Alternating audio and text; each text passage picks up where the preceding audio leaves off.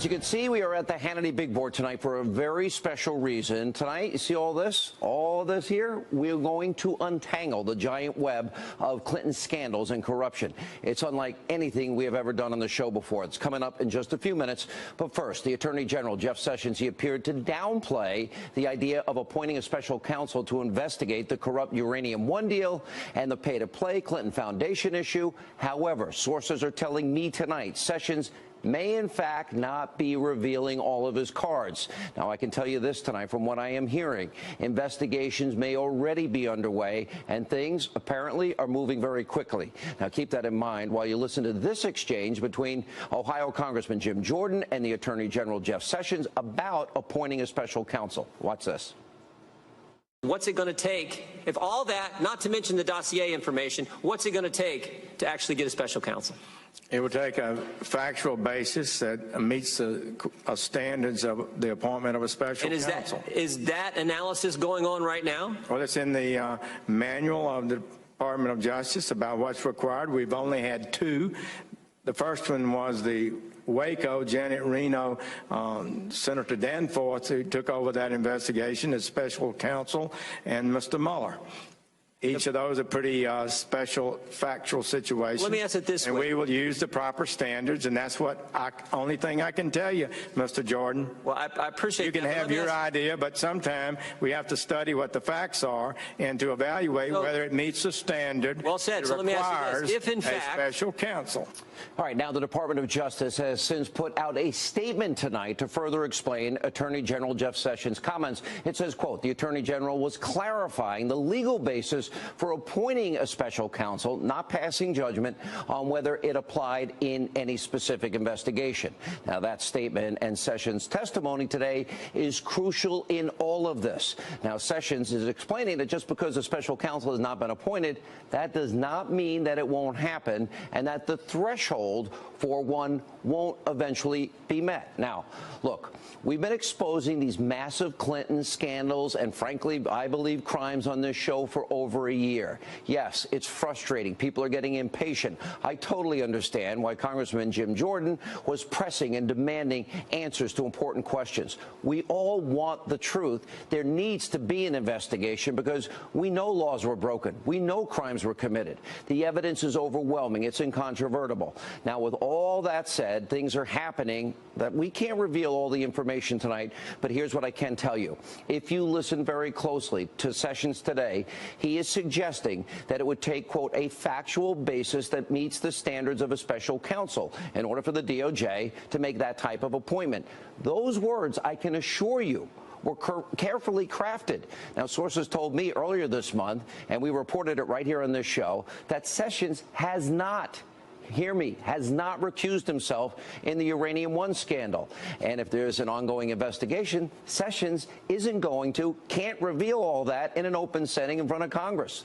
Now, we're going to have a lot more to say about these things in coming days. Now, Congressman Ron DeSantis, he also had a very interesting exchange with the Attorney General today. Watch this. In the past, did the FBI or DOJ inform either President Obama, Secretary Clinton, or any cabinet secretary that it had uncovered evidence that Rosatom's main U.S. executive, Vadim Mikirin, was engaged in bribery, kickbacks, and money laundering before the Obama administration approved the Uranium One sale in 2010? Is that the Mikirin matter, the matter that was prosecuted in Maryland? 2014, but there was an informant in 2009, 2010. The FBI had evidence of bribery, kickbacks, and money laundering. Was that information conveyed to any of the relative people on the CFIUS board? Clinton, other cabinet secretaries, or was it given to the president? The way I understand that matter is that the case in which Mr. Mikirin was convicted was not connected to the CFIUS problem that occurred 2 to 3 years before. All of that should sound very familiar because it is exactly what the facts are. What we've been telling you on the show for months, that Vladimir Putin and his agents, they orchestrated a bribery, kickback, money laundering, racketeering scheme, all in an attempt to get a foothold in America's uranium market. Now, this, of course, was all going on while Hillary Clinton and the Obama administration were signing off on that corrupt Uranium One deal. Yet nobody did anything to stop Putin and his plan. Now, there's so much important information that we need to explain tonight, and we're going to untangle this web of Clinton corruption and show you how all of it is connected. All right, let's start right up here with the Uranium One scandal. At the very center of this, we have, of course, Hillary Clinton. Now, in 2010, Clinton was serving as the Secretary of State. One of her responsibilities was, as the head of the Department of State, to serve on a committee of foreign investment in the United States. It's known as CFIUS. Now, it was made up of 9 officials from different departments in the federal government. They were tasked with reviewing foreign investments in U.S. companies and resources. One last point here. You see all of this. Now, remember, we don't have enough uranium in this country. We have to import uranium. Now, another notable Obama official that was serving on that board was the Attorney General. That's Eric Holder. And together, along with 7 other Obama officials, well, on this government board, they approved the sale of a company called Uranium One to a foreign nuclear energy company. Pay close attention here. Watch all of this begin to unfold. Now, Uranium One was a Canadian-based uranium mining company, and it controlled an estimated 20% of raw uranium in the United States. By the way, we don't have enough. We import it. In other words, 1/5 of America's supply of the foundational material used to make nuclear weapons, and we import it because we need it. And the company that Hillary Clinton, Eric Holder, and other Obama officials allowed to buy Uranium One. It's called Rosatom. That's a Russian state-run atomic energy conglomerate that's controlled by Vladimir Putin and the Russians. You know, the bad actors, the hostile regime. Now, to put this simply, then Secretary of State Hillary Clinton and others, 9 total, approved a Russian takeover of 20% of America's uranium supply in 2010. Now, that's all while Vladimir Putin was becoming more and more hostile on the world stage. Why would anyone, let alone members of our government, think it's a good idea to let Putin control 20% of our uranium supplies when we don't have enough? It never made sense. It still doesn't make sense. It's not like America has a lot of uranium to begin with. Guess what? Hillary Clinton, Eric Holder, if you look at all of this up here, and the rest of the Obama administration, I argue, created a national security crisis. This is insanity. And then in 2010, during the very same time that the Uranium One deal was being reviewed by the government board, former President Bill Clinton, he sought approval from his own wife's State Department to meet in Moscow with high-ranking board members of this group, Rosatom, that controls all their energy there. The request was made while Bill Clinton prepared to give a $500,000 paid speech in Moscow, twice his usual speaking fee. The bank involved, by the way, had a financial interest in all of this, Uranium One, and it was called Renaissance Capital. And they have links to the Kremlin. And it was actively lobbying for the Russians to take over Uranium One. Now, ultimately, the speech took place, but meeting with Rosatom never happened. Instead, Bill Clinton just sat down with Vladimir Putin himself. Now, the last piece of this web of corruption is the Clinton Foundation. Now, between 2009 and 2013, the chairman of Uranium One used his family foundation to make millions of dollars in donations to the Clinton Foundation before and after Hillary approved the sale of the company to Putin and Russia. And that's not all. Other Uranium One investors, guess what? They also donated millions of dollars to the Clinton Foundation. Now, where I come from, that sounds like a quid pro quo. That's what we call pay to play. Now, look at all of that. You see that? Okay, that's only part of it. Now let's turn to the second ongoing Clinton scandal. Now, no matter how much Hillary Clinton deflects and ignores this issue, the scandal surrounding a private server will not go away because she broke the law and she got away with it. This all started in 2008. Private server, email account, set up under the name of a former Clinton aide. In 2009, Hillary Clinton becomes Secretary of State. She uses that personal email account to conduct official State Department business where she sent and received top secret, special access program, classified information. You're not allowed to do that. This came to light in 2015 after the House Select Committee on Benghazi subpoenaed Hillary Clinton's emails related to the Benghazi terror attack. Following the subpoena, an employee of Platte River Networks, that's that small mom and pop shop in a bathroom tech company, well, they were responsible for servicing Hillary Clinton's private server. And let's see, they deleted what? Over 30,000 emails using something that's called bleach bit. It's like acid washing your hard drive. Then once all of this was revealed, and because of concerns that Hillary may have mishandled top secret government information, the FBI actually opened a criminal investigation to find out what's going on here. You're not allowed to do this. The person in charge of the investigation was then FBI Director James Comey. See how this is all beginning to come together here? Oh, pretty interesting. Now, during the course of the investigation, the Attorney General, Loretta Lynch, asked James Comey, hey, don't call this an investigation. Call it a matter. Oh, take the Clinton talking points, and Comey willfully complied. Then 1 week before James Comey announced the FBI's decision on whether or not to pursue charges against Hillary Clinton, then the Attorney General, Loretta Lynch, who you can see right here, and former President Bill Clinton, you can see right there. They had that meeting on the tarmac for a private meeting lasting 40 minutes. When pressed about it, Lynch said, oh, we were only talking innocent small talk about golf and our grandchildren. And then after a week of this meeting, a week after, Comey announced the FBI would not recommend charges for Hillary Clinton, even though he spent a good 13 and a half minutes explaining how Clinton had top secret, special access program, classified information stored on that unsecured server that anyone could have hacked. And by the way, we believe 5 foreign intelligence agencies did. And we also since found out that the original draft of Comey's announcement, well, it described Clinton's actions as grossly negligent. Okay, that is the legal standard.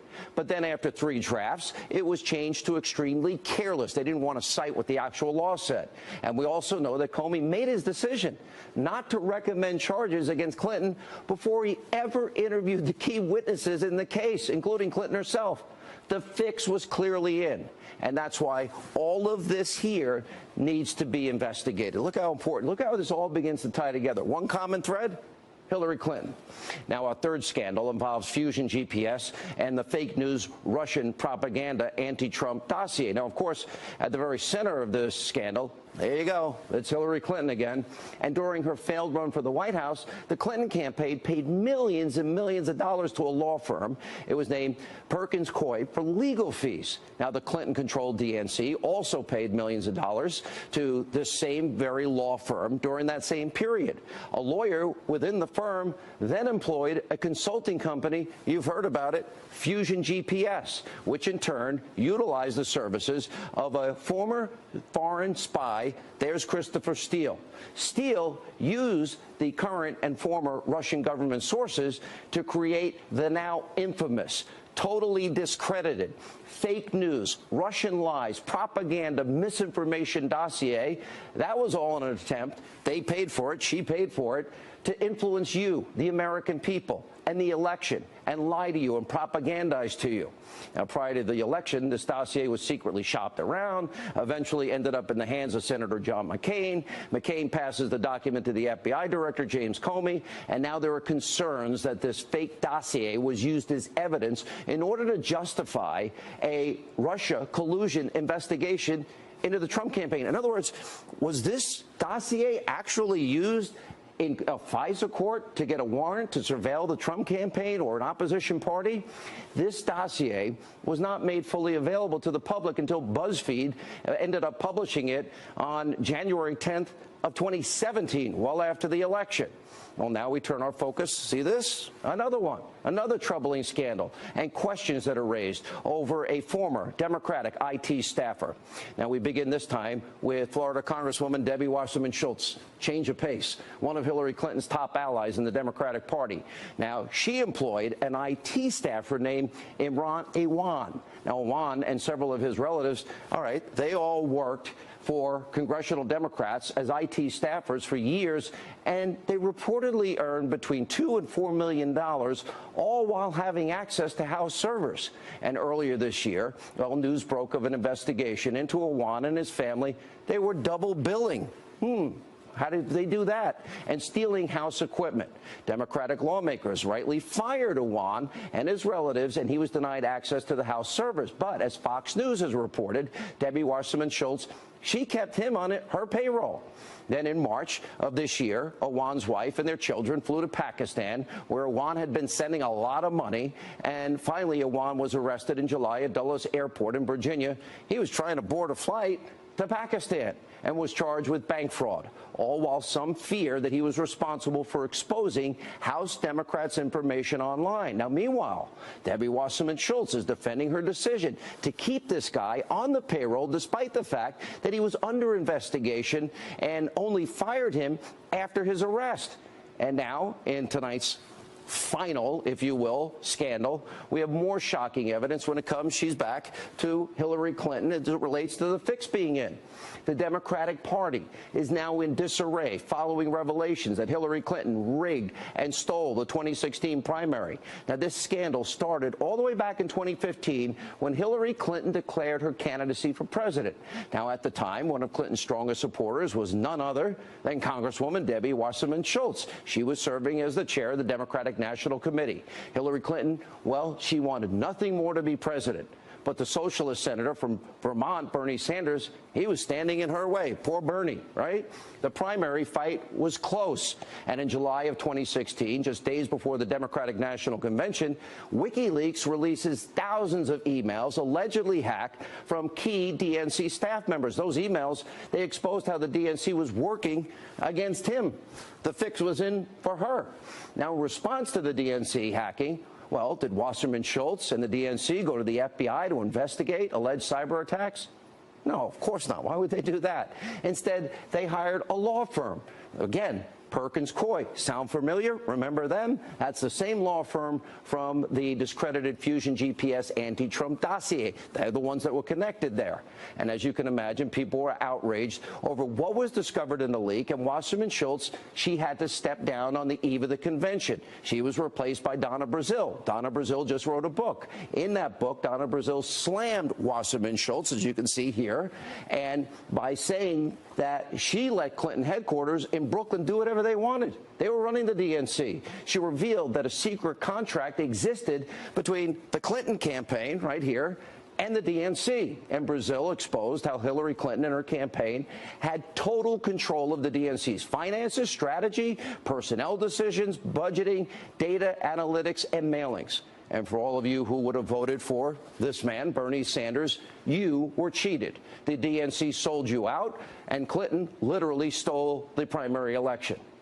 Look, these are all massive scandals. For years, we have been warning you about the web of corruption committed by the Clinton crime family that they've gotten away with for decades. And now, take a look at this. It shows the entire scale of the Clintons' willingness to do anything and everything to gain power and wealth at all costs. Look at this. Pretty amazing. There's so much to investigate.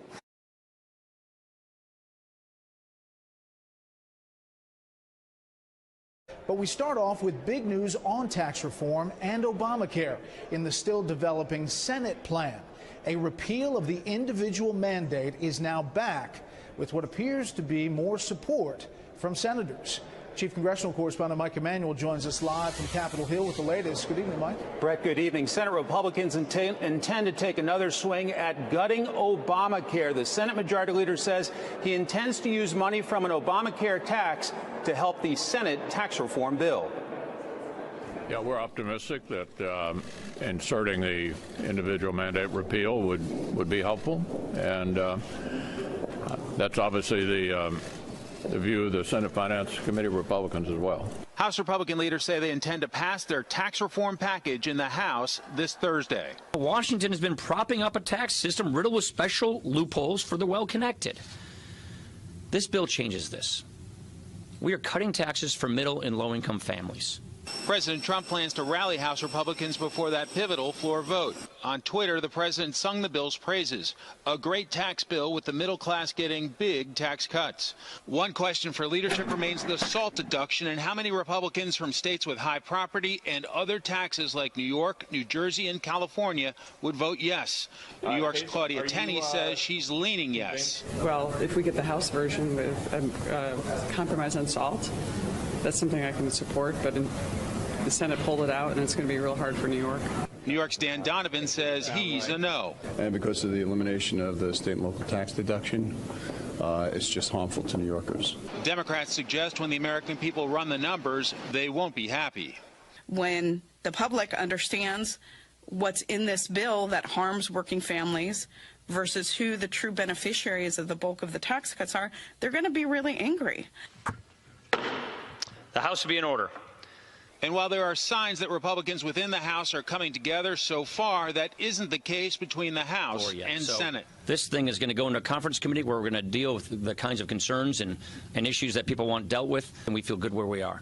Where the Senate is fine-tuning its tax overhaul in the Finance Committee.